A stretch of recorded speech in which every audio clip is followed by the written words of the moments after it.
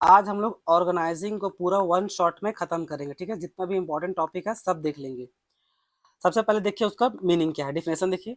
Organising is process of identifying and grouping activities, assigning duties, establishing authority responsibility relationship to achieve objective effectively। Simple भाषा में बोलने का मतलब क्या है? सिंपल भाषा में बोलने का बस इतना ही मतलब है कि कोई भी जो काम होगा, जो कोई भी इवेंट है, उसमें सबको उसका अपना अपना रोल बताना, अलग अलग डिपार्टमेंट बनना, इस टाइप से। एग्जाम्पल देखिए, उसे आपको क्लैरिटी के साथ समझ में आ जाएगा। मान लीजिए स्कूल में कोई प्रकार का फेस्टिवल होने वाला है, ठीक है, तो उसमें अलग अलग पहले कमेटी बना दिए, अलग अलग डिवीजन में बांट दिए कि भाई फूड तुम देखेगा, डेकोरेशन तुम देखेगा और टिकट का काम तुम करेगा। अब इस फूड में भी सबका अपना अपना रोल रहेगा। तो फूड वाला अपना, उसके अंदर ही बहुत सारा होगा, भाई तुम ये करना, तुम वो करना, ऐसे करना। डेकोरेशन में भी सबका अपना अपना रहेगा, टिकट का भी सबका अपना अपना रहेगा। तो ऑर्गेनाइजिंग सिंपल मतलब क्या है? सबका अलग अलग डिपार्टमेंट बना करके सबको वहां पर उसका जो ड्यूटी, जो भी रिस्पॉन्सिबिलिटी होगा वो असाइन कर देना। ठीक है, तो ये होता है आपका ऑर्गेनाइजिंग। अब देखिए, ये डिफिनेशन है, अलग अलग जो डिफिनेशन दिया गया, सो डिफिनेशन को बच्चों क्या होता है, आपको एज इट इज लिखना पड़ता है। ठीक है, तो ये डिफिनेशन था। अब आ जाइए मेन स्टेप्स में।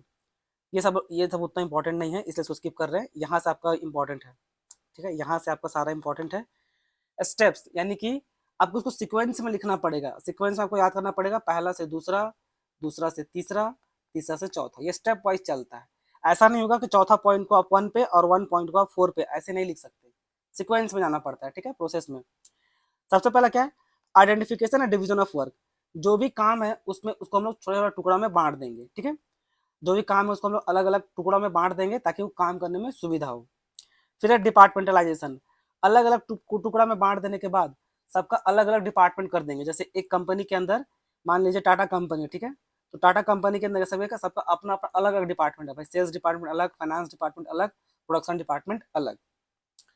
एक बार जब अपना अपना डिपार्टमेंट बांट दिए तो क्या करेंगे, सबको लोग का जॉब एलोकेट करेंगे एज पर देयर स्किल्स और कॉम्पिटेंसी। अलग अलग डिपार्टमेंट बनने के बाद जैसे सेल्स बना, फाइनेंस बना, प्रोडक्शन बना, तो सबको अलग अलग ड्यूटी असाइन कर देंगे। भाई तुम ये काम करेगा, तुम ये काम करेगा, तुम ये काम करेगा। ठीक है, फिर एस्टैब्लिशिंग रिपोर्टिंग रिलेशनशिप। अब काम करने के बाद defining authority responsibility relationship, the chain of command so everyone know who reports to whom and forward. अब देखिए, सब कुछ अगर जैसे डिपार्टमेंट अलग बनाए, सेल्स का, फाइनेंस का, प्रोडक्शन का, तो इन लोगों को भी तो किसी को रिपोर्ट करना पड़ेगा ना, तब ना पता चलेगा काम स्मूथली हो रहा है कि नहीं। ये लोग के अंडर में भी होगा, तो ये लोग इन लोग को रिपोर्ट करेगा और ये लोग सीधा टॉप को रिपोर्ट करेगा। यानी कि लोअर लेवल वाला किसको रिपोर्ट करता है, मिडिल को, मिडिल वाला किसको रिपोर्ट करता है, टॉप को। तो इस तरह से एक स्टैब्लिशिंग रिलेशनशिप होना चाहिए। ठीक है, अब इसका इंपॉर्टेंस देखिए, क्या फायदा होता है ऑर्गेनाइजिंग में। सबसे पहला मिलेगा कि आपको उसमें स्पेशलाइजेशन मिलेगा। ऑब्वियस है, एक ही काम को बार बार बार बार बार बार कीजिएगा तो उसमें ऑब्वियस है एक्सपर्ट हो जाइएगा। सिंपल मतलब यही। क्लैरिटी एंड रिलेशनशिप, किसको क्या काम करना है और किसको क्या नहीं करना है, ये यहाँ पर हम लोग उसमें पूरा बता देते हैं। जैसे अलग अलग डिपार्टमेंट बनाए थे, फाइनेंस का, सेल्स का, प्रोडक्शन का, तो वे सबको अपना अपना ड्यूटी बता दिया गया है, क्या करना है क्या नहीं करना है। ऑप्टिमम यूटिलाइजेशन रिसोर्सेज, ऑब्वियस है, मिनिमम से मिनिमम वेस्टेज करना है और मैक्सिमम से मैक्सिमम बेनिफिट उस काम का लेना है। Adoption to change. Adoption to change मतलब आपका ऑर्गेनाइजिंग आपका हेल्प करेगा कि इन्वायरमेंट के हिसाब से खुद को चेंज कीजिए। इन्वायरमेंट के हिसाब से खुद को चेंज नहीं कीजिएगा तो आपका कंपनी क्या हो जाएगा, बर्बाद हो जाएगा। Effective administration. अब क्योंकि सबको अपना अपना जॉब डिस्क्रिप्शन दे दिए हैं ताकि कंफ्यूजन ना हो, तो क्या आपका कंपनी ऑब्वियस स्मूथ चलेगा। डेवलपमेंट ऑफ पर्सनल बोलने का मतलब है डेलीगेशन जो होगा, जो नीचे बताएंगे अच्छा से। यानी कि सिंपल भाषा हम समझिए, डेवलपमेंट ऑफ पर्सनल यानी कि काम को दूसरा को जब शेयर करने देंगे तो उसको भी क्या मिलेगा, उसको वर्क एक्सपीरियंस मिलेगा। ठीक है, ठीक है, जो आप स्कूल में पढ़ के जाइएगा या कॉलेज में पढ़ के जाइएगा, आपको ऐसा थोड़ी ना आपको वही चीज करना होगा, नहीं। रियल लाइफ का काम थोड़ा अलग होता है। तो आपका सीनियर आपको पहले थोड़ा थोड़ा काम देगा, उसको आप देख देख के सीखिएगा, तो क्या आपका डेवलपमेंट ऑफ पर्सन, तो उससे आपका अपना पर्सनल डेवलपमेंट भी होगा। एक्सपेंशन एंड ग्रोथ, ऑब्वियस है, हम डाइवर्सिफिकेशन करेंगे, इससे क्या होगा, हम लोग का ग्रोथ होगा। ऑर्गेनाइजेशनल स्ट्रक्चर, ये बहुत इंपॉर्टेंट है। दो प्रकार का आपको स्ट्रक्चर पढ़ना है। ठीक है, स्ट्रक्चर यानी कि अलग अलग framework within which managerial and operational task are perform, specifying relationship between position and resources. अलग अलग एक प्रकार का स्ट्रक्चर जो मैनेजर के अंदर में बनता है। अब आपको मेनली दो प्रकार का पढ़ना है, एक फंक्शनल स्ट्रक्चर और दूसरा डिविजनल स्ट्रक्चर। अच्छा, स्पैन ऑफ मैनेजमेंट बोलने का मतलब क्या होता है? स्पैन ऑफ मैनेजमेंट बोलने का मतलब होता है कि number of subordinates manage by superior, यानी कि एक सुपीरियर के अंदर कितना उसका जूनियर काम करेगा, सिंपल भाषा में यही। ठीक है, याद रखिएगा, ये एमसीक्यू के लिए इंपॉर्टेंट है। स्पैन ऑफ मैनेजमेंट बोलने का मतलब क्या हो गया कि कितना जूनियर सीनियर के अंडर में काम करेगा। अब आ जाइए जो सबसे इंपॉर्टेंट टॉपिक है, सो अलग अलग स्ट्रक्चर, जो सबसे इंपॉर्टेंट क्या है आपका? Functional structure. फंक्शनल स्ट्रक्चर के बारे में क्या लिखा हुआ है? Jobs are group by functions यानी कि production, sales, finance, each under head resulting in occupational specialisation, यानी कि कोई एक मेन हेड डायरेक्टर रहेगा, उसके अंदर में सब अलग अलग डिपार्टमेंट सब होगा। ठीक है, जैसे इसमें आप देख सकते हैं, एक मैनेजिंग डायरेक्टर है, मैनेजिंग डायरेक्टर के अंदर में आपका ह्यूमन रिसोर्स डिपार्टमेंट है यानी कि एचआर डिपार्टमेंट है, आपका मार्केटिंग है, आपका रिसर्च एंड डेवलपमेंट है, आपका परचेजिंग डिपार्टमेंट है। जैसे एग्जांपल देखिए, हम एग्जांपल लिख के दिए थे, आईटी, यानी कि आईटी का इन्फोसिस का आप नाम सुने होंगे, इन्फोसिस आपका आईटी में बढ़िया, इन्फोसिस से चलो टीसीएस सुने होंगे, टीसीएस नहीं तो विप्रो सुने होंगे, आप मान लीजिए उसी के बारे में लिखा हुआ है। ठीक है, तो इन्फोसिस के पास सेपरेट डिपार्टमेंट्स हैं, like finance, HR, marketing, production. ठीक है, और ईच डिपार्टमेंट आपका फंक्शनल मैनेजर को रिपोर्ट करता है। देखिए ये सब अलग अलग एचआर डिपार्टमेंट, मार्केटिंग, डेवलपमेंट और ये परचेजिंग डिपार्टमेंट, ये सारा का सारा मैनेजिंग डायरेक्टर को क्या करता है? रिपोर्ट करने का काम करता है।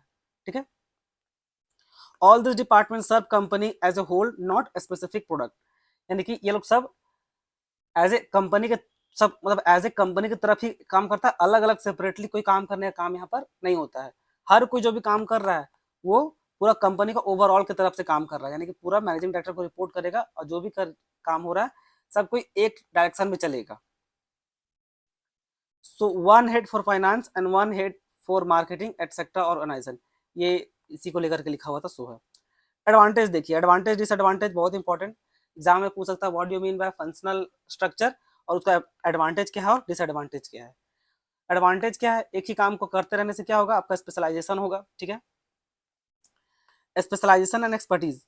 अब फंक्शनल स्ट्रक्चर में एक्सप्रेशन क्या होगा? देखिए एचआर वाला सिर्फ एचआर का काम देखेगा, मार्केटिंग वाला सिर्फ मार्केटिंग का काम देखेगा, रिसर्च डेवलपमेंट सिर्फ इसी काम देखेगा, ये सिर्फ अपना काम देखेगा। तो एक ही काम को बार बार कीजिएगा तो ऑब्वियस आपको स्पेशलाइजेशन आ जाएगा। ठीक है, मैनेजरियल एंड ऑपरेशनल एफिशिएंसी। अब सब कुछ सेपरेट सेपरेट डिपार्टमेंट दिख रहा है, सेल्स डिपार्टमेंट, मार्केटिंग डिपार्टमेंट, सब अपना पर सेपरेट दिख रहा है, तो ऑब्वियस है उसमें मैनेजर स्किल भी बढ़ेगा और ऑपरेशनल एफिशिएंसी भी बढ़ेगा। ठीक है, lower cost due to no duplication. अब चूंकि भाई अलग अलग डिपार्टमेंट बना दिए हैं, तो सेल्स वाला केवल सेल्स का, मार्केटिंग वाला मार्केटिंग का, प्रोडक्शन वाला सिर्फ प्रोडक्शन का काम दिख रहा है, तो कोई भी काम बार बार यहाँ पर रिपीट नहीं होगा।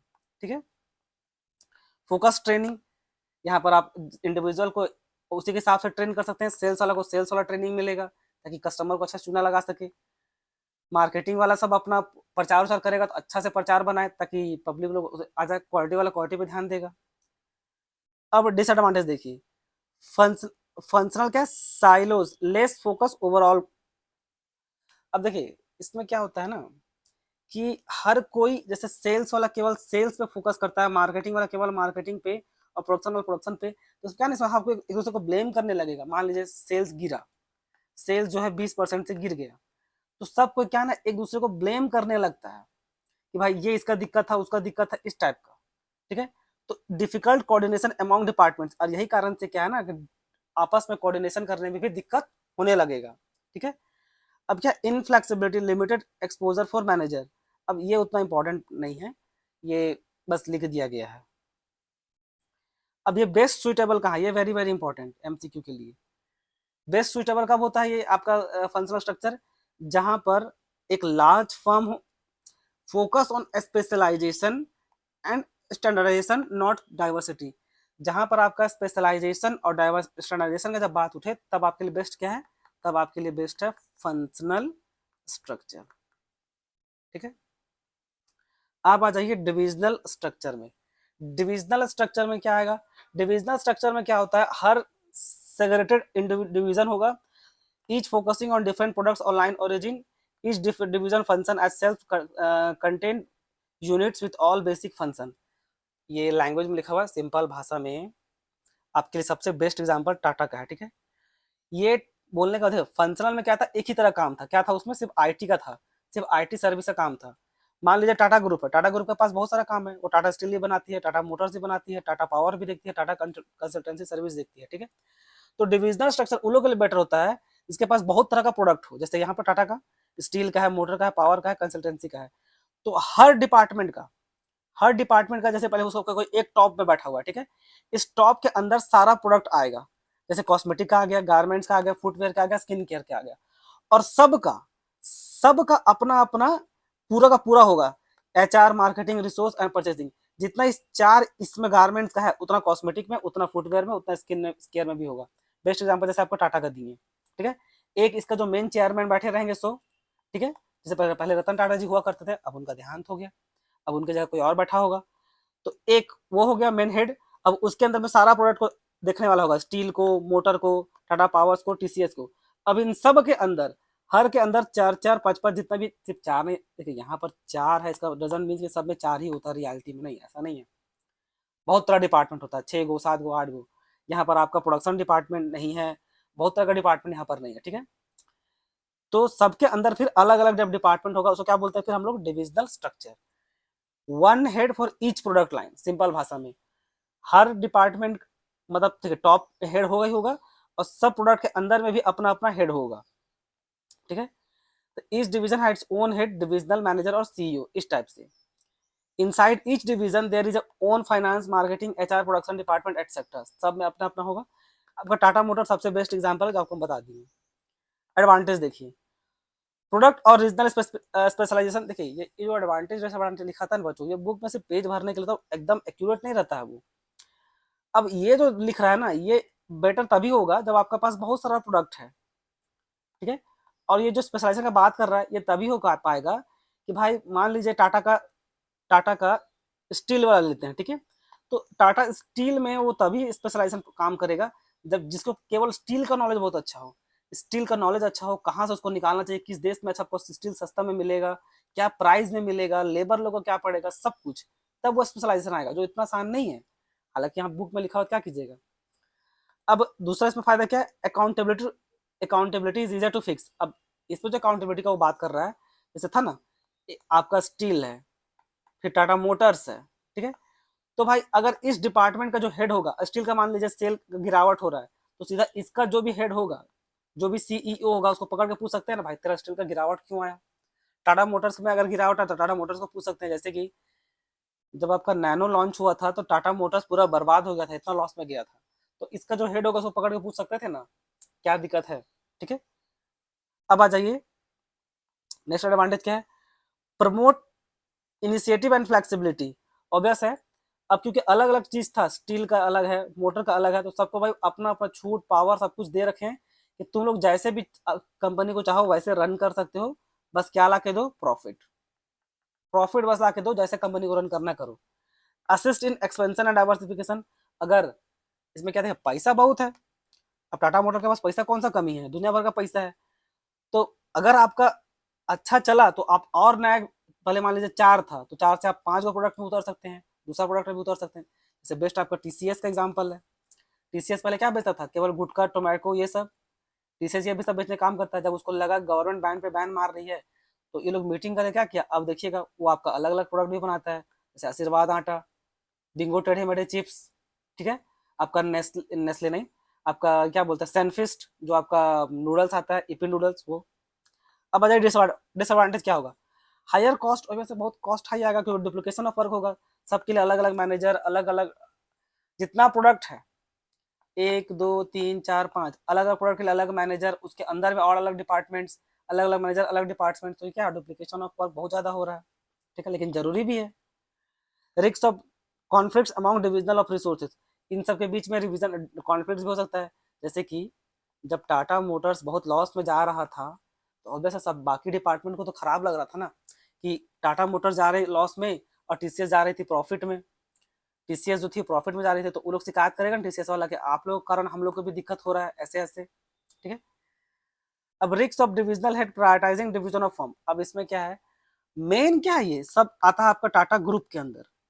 अब इन लोगों को चाहिए कि भाई टाटा ग्रुप तरक्की करे, तो ऐसा ना होकर के हर कोई क्या क्या चाहेगा, अपना पे फोकस। टाटा मोटर्स चाहता है केवल मोटर्स वाला पे ध्यान दे, TCS वाला चाहता है TCS पे केवल फोकस करे, तो इस टाइप का है, ठीक है। मेन सुइटेबल किसके लिए होता है, मेन सुइटेबल होता है जब आपका मेन सुइटेबल होता है जब आपका कंपनी में डाइवर्सिफाइड प्रोडक्ट लाइन हो, यानी कि बहुत तरह का प्रोडक्ट हो। जैसे बेस्ट एग्जांपल आपका टाटा का दिए, टाटा का अलग अलग प्रोडक्ट है, आपका स्टील, आपका स्टील का है, आपका टीसीएस का है, आपका मोटर्स का है, ये सब। अब डिफरेंस बिटवीन देखिए शॉर्ट में देखते हैं फंक्शनल स्ट्रक्चर और डिविजन स्ट्रक्चर का।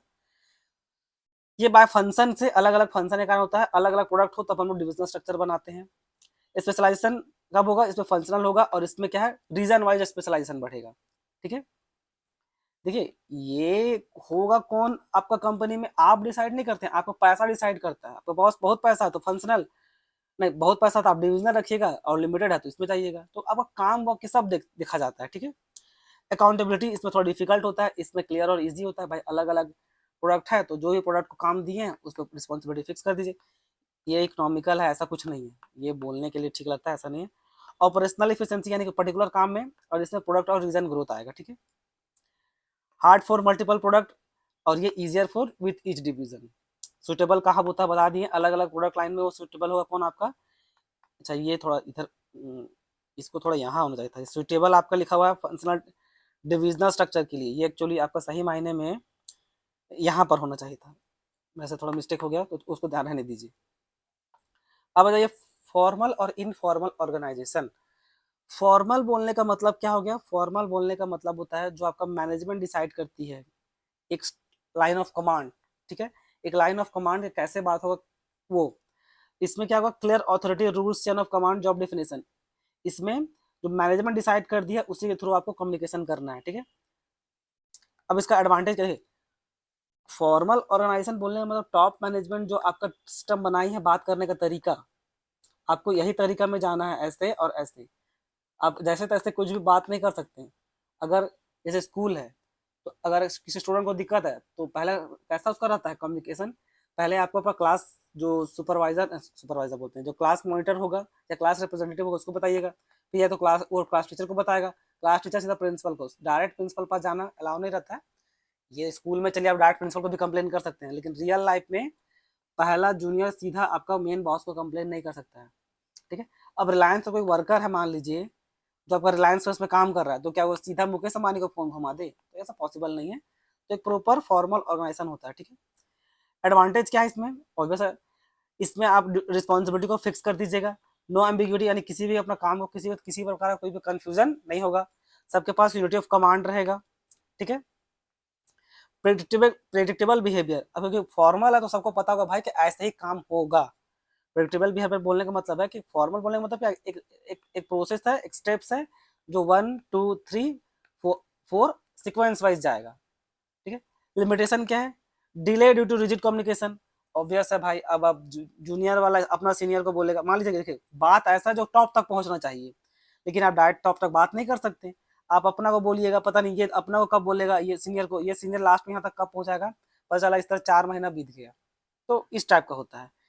इग्नोर्स क्रिएटिविटी, अब क्रिएटिविटी क्या है कि देखिए फॉर्मल में अगर किसी इनफॉर्मल, मतलब बोलने का मतलब है कोई जूनियर है, कोई जूनियर है उसके पास अच्छा नॉलेज स्किल है, तो ये क्या इसको इग्नोर कर देगा क्योंकि भाई वो उसका देखा नहीं जाएगा ना, वो प्रॉपर ऑर्डर पे जाएगा, इसलिए can not capture full human relationship, obvious है हम लोग इसमें ह्यूमन रिलेशनशिप नहीं देखते हैं, भाई काम से काम रखो, कोई यहाँ पर रिश्तेदारी निभाने नहीं आए हैं।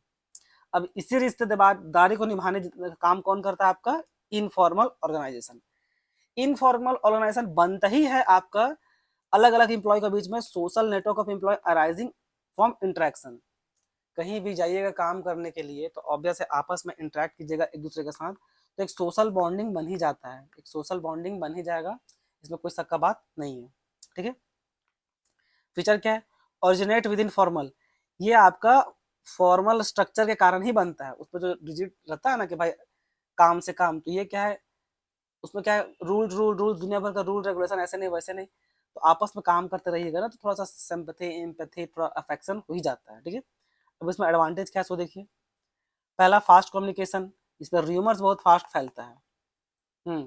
जितना तेजी से काम का बात नहीं फैलेगा उतना तेजी से फालतू बात फैलने लगता है। ठीक है, फुलफिल सोशल नीड्स, ऑब्वियस है, दो दोस्त रहेगा जहाँ काम कीजिएगा, दोस्त यार नहीं रहेगा तो मजा नहीं आएगा, दो दोस्त यार रहेगा थोड़ा मन लगा रहेगा काम करने में।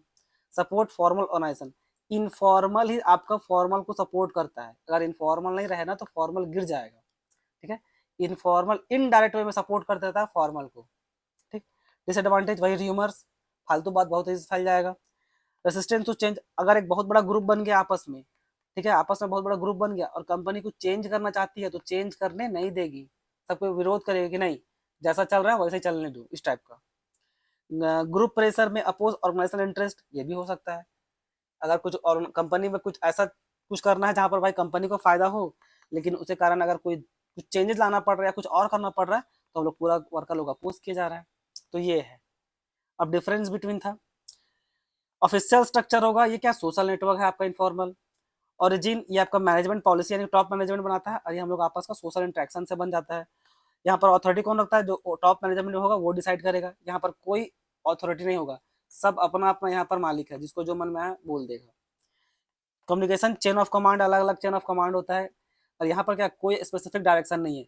ये चेन ऑफ कमांड क्या है, जूनियर जूनियर सीनियर की तरफ ऐसे बढ़ेगा, सो जूनियर से सीनियर की तरफ इस टाइप का, और या तो अपवर्ड होगा या तो फिर डाउनवर्ड कम्युनिकेशन होगा, इसमें ऐसा कुछ नहीं है, अपवर्ड डाउनवर्ड ऐसा कुछ नहीं है, जैसा मन आएगा वैसे अपवर्ड डाउनवर्ड जैसे भी। नेचर क्या है इसका, जो कम्युनिकेशन ऑफ कमांड है आपको एकदम रिजिट है, आपको उसी थ्रू ही जाना पड़ेगा, आप अपने से होशियारीगिरी नहीं, इसमें ऐसा कुछ नहीं है, जिसको मन में आप बोल सकते हैं। ये बनता है लीडरशिप बाय पोजीशन के दम पे, और ये जो ग्रुप में हम लोग आपस में डिसाइड करेंगे कि भाई हाँ ये हम लोग ग्रुप का लीडर रहेगा, जिसको नेता नहीं बोलते हैं, ये हम लोग का नेता है, ये हम लोग को रिप्रेजेंट करेगा, लेबर लोग का बात कर रहे हैं। अब delegation and decentralization, delegation and decentralization बोलने का मतलब है, डेलीगेशन का मतलब हो जाता है downward transfer of authority from superior to subordinates. इसमें हम लोग कुछ काम को, मान लीजिए टॉप मैनेजमेंट है, टॉप मैनेजमेंट का अपना कुछ काम वो अपना जूनियर को दे दिया, काम तो दिया, ठीक है, रिस्पॉन्सिबिलिटी दिया है, याद रखिएगा, लेकिन पावर नहीं दिया है, पावर नहीं दिया है।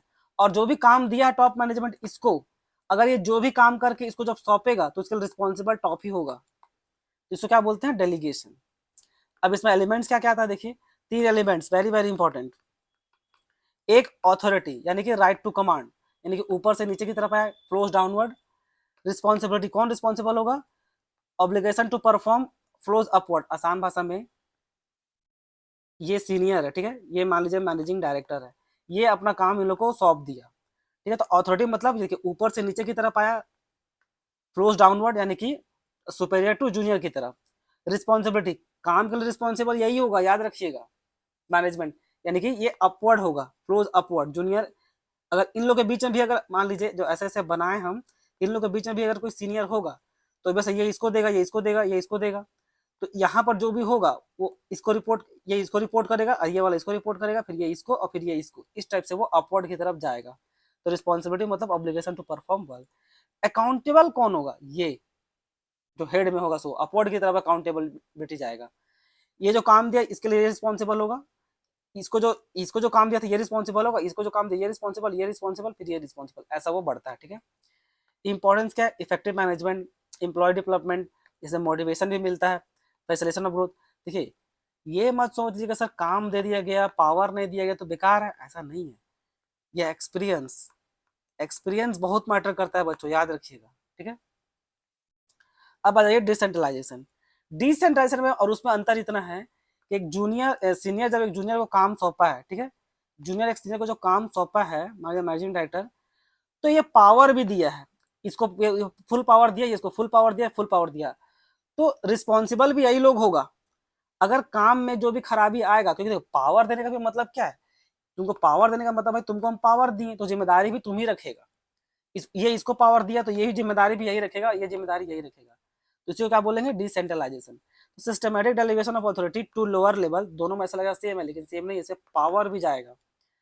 अब इंपॉर्टेंस यही, developing initiative among subordinates, building manager talents, तुरंत डिसीजन लेने काम आएगा, रिड्यूस टॉप बर्डन, यानी कि टॉप मैनेजमेंट का ऑब्वियस काम कम कर देगा ये। अब बैलेंस क्या है, नो, अब इधर देखिए, no organisation can be fully centralise और decentralise, maximum mix is required. तो डिसेंट्रलाइजेशन और सेंट्रलाइजेशन में मेन जो अंतर है, डी सॉरी डेलीगेशन और डिसेंट्रलाइजेशन में, डेलीगेशन में क्या है आपका काम शेयर हुआ लेकिन पावर नहीं गया है, परमानेंट पावर शेयर नहीं किए हैं, लेकिन डिसेंट्रलाइजेशन में काम भी शेयर किया गया लेकिन पावर भी दिया गया है, यही दोनों में अंतर है, ठीक है। यहाँ पर देखिए डिफरेंस बिटवीन है, इंडिविजुअल एक्ट, ये आपका डेलीगेशन में काम सौंप दिया गया है, ये ऑर्गेनाइजेशन ये उतना इंपॉर्टेंट नहीं, छोड़ दीजिए फालतू है। फ्रीडम ऑफ एक्शन, डेलीगेशन में लेस फ्रीडम होता है क्योंकि आपको टॉप को रिपोर्ट करना है, तो जैसा वो चाहेगा आपको वैसे ही करके देना पड़ेगा। यहाँ पर क्या आपका ग्रेटर फ्रीडम, आपको पावर दिया गया, जैसा मन में आए वैसे कीजिए। स्कोप क्या है, ऑब्वियस नैरो होता है, ठीक है, करने सब कुछ लगाम रखा जाएगा आप पे। इसमें क्या आपको पावर दे दिया गया तो जो करना कीजिए। पर्पस क्या है, ये वर्कलोड को कम करने काम करता है, और ये भी वर्कलोड को काम करने कम करता है, लेकिन ये थोड़ा फास्टर और ब्रॉडर टाइप से भी करेगा, ठीक है। तो ये मेन था बच्चों, इसमें ये बहुत इंपॉर्टेंट टॉपिक है आपका डेलीगेशन और डिसेंट्रलाइजेशन। और दूसरा इंपॉर्टेंट टॉपिक क्या था आपका, अलग अलग स्ट्रक्चर, फंक्शनल और डिविजनल, और ये भी बहुत इंपॉर्टेंट है आपका फॉर्मल और इनफॉर्मल, ठीक, ये भी बहुत इंपॉर्टेंट है। तो आपको सब समझ में आ गया हो। धन्यवाद।